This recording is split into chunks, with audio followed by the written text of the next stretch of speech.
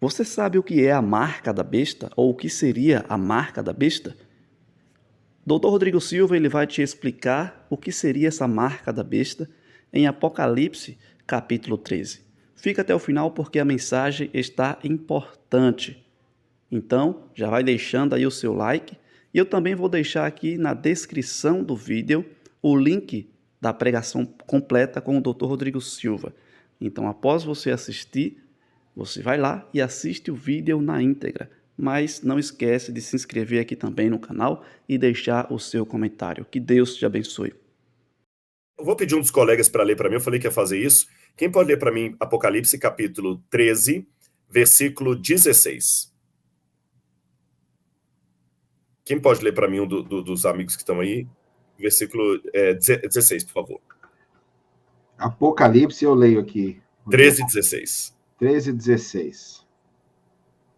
Estou lendo a nova versão internacional, 13, 16. Achei.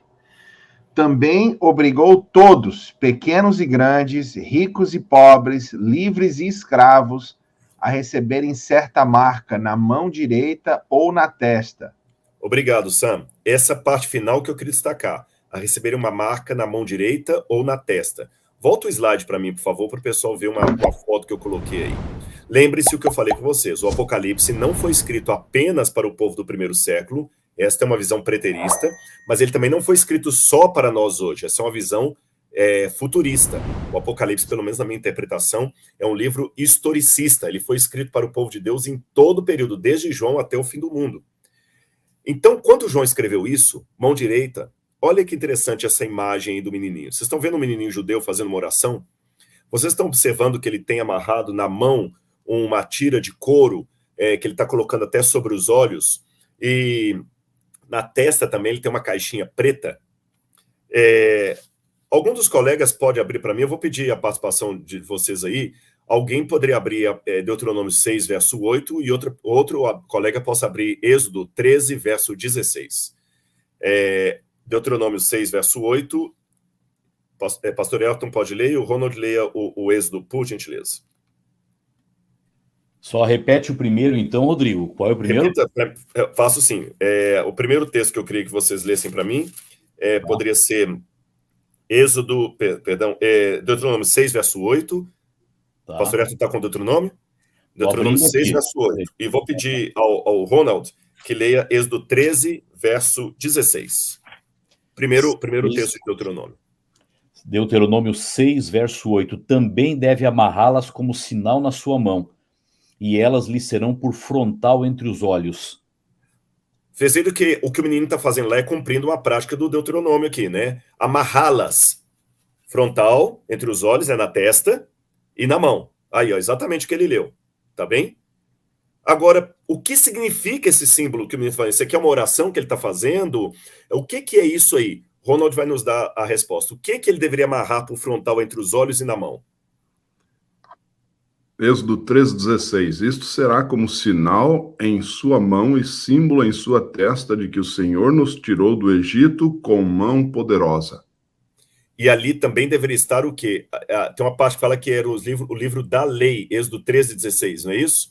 Que o Senhor nos tirou do Egito com mão poderosa. E símbolo em sua testa de que o Senhor nos tirou com mão poderosa. Exatamente. E esse contexto aí é justamente o contexto de quê? Dos mandamentos.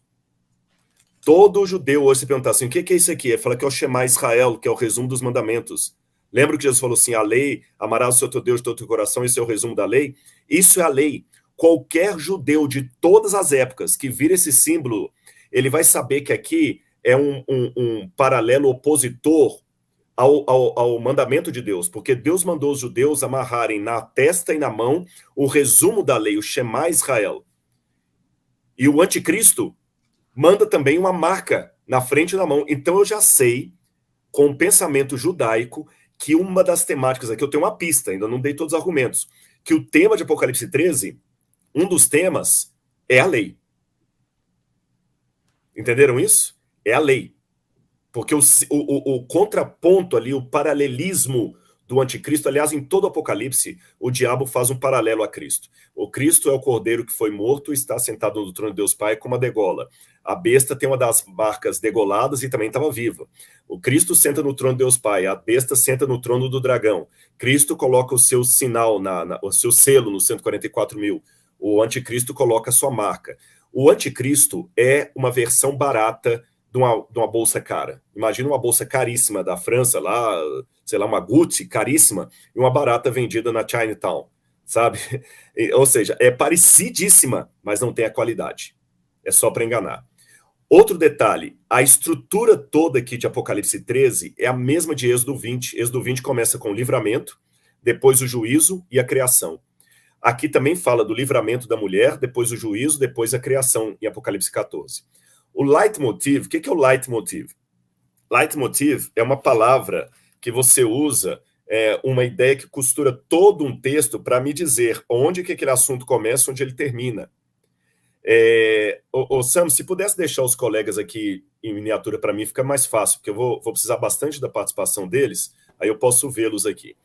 Vamos ver, então, qual que é o leitmotiv de Apocalipse 13, tá bom? Qual que é o leitmotiv? Eu queria que alguém lesse para mim Apocalipse 11 e 19. Lembra que eu falei que a gente não pode ficar preso só ao capítulo 13, porque isso foi uma divisão feita posteriormente. Todo esse conjunto começa no Apocalipse 11 e 19. Quem pode ler para mim, por favor? E outro já vai pegando Apocalipse 12 e 17. Eu tenho 11 e 19 aqui na mão.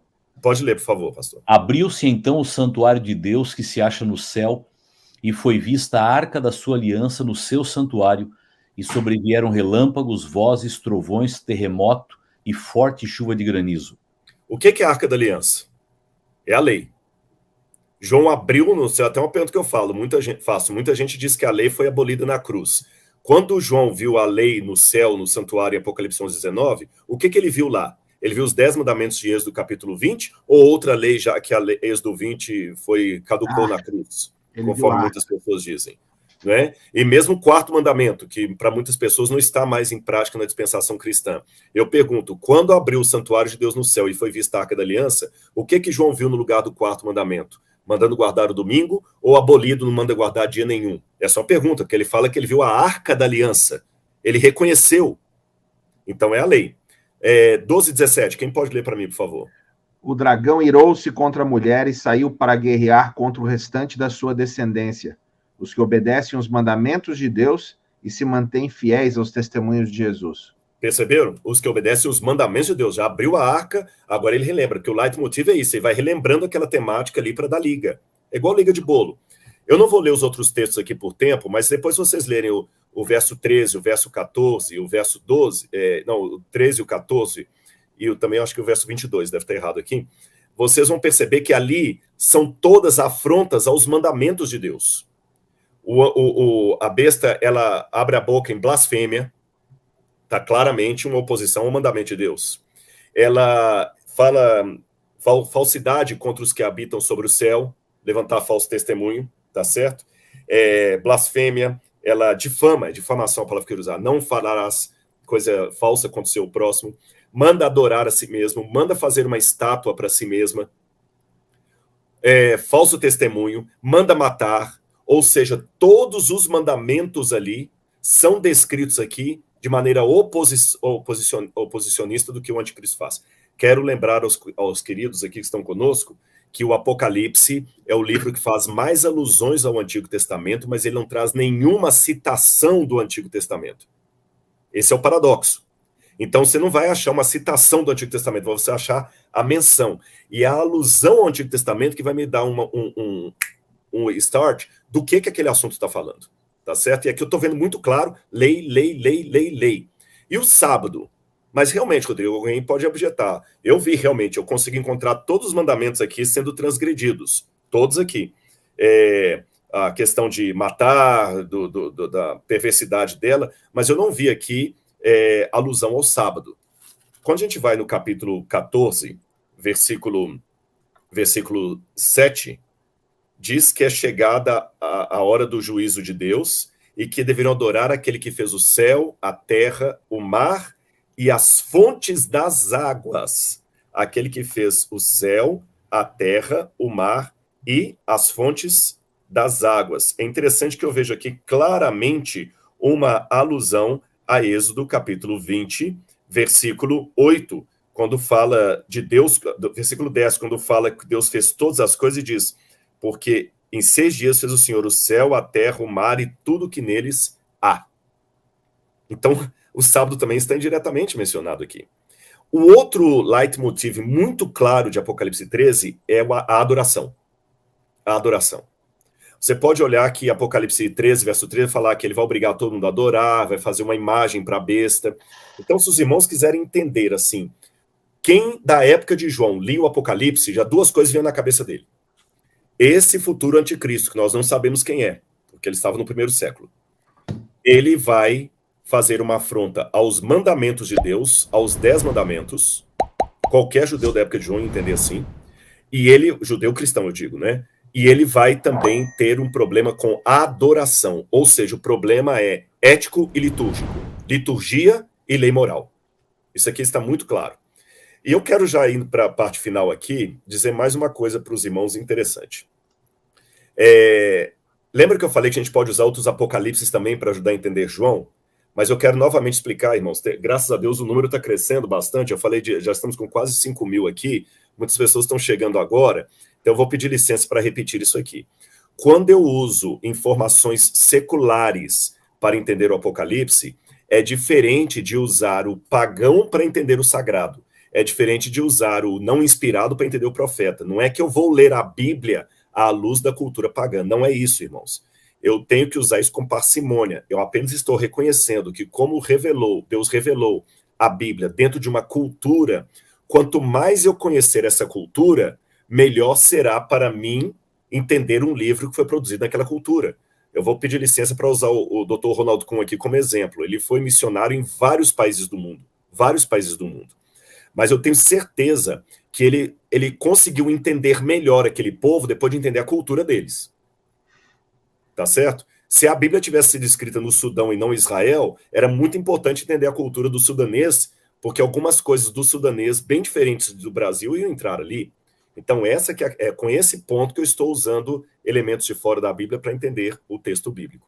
E dentre esses elementos, eu mencionei apocalipses não inspirados que foram escritos por judeus. Esse povo estava escrevendo produção de texto na época de João. E tem um apocalipse não inspirado, atribuído a Enoque, que não é do Enoque bíblico, é apenas atribuído a ele, que estava em uso na época de João, e esse apocalipse de Enoque falava que já existia entre os judeus um consenso que no futuro viria um anti-messias, olha que interessante, um anticristos.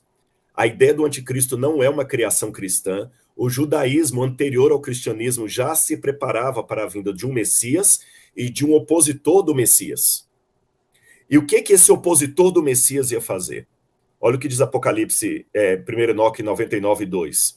Ai dos que pervertem as palavras da justiça e transgridem, está escrito errado aí, transgridem a lei eterna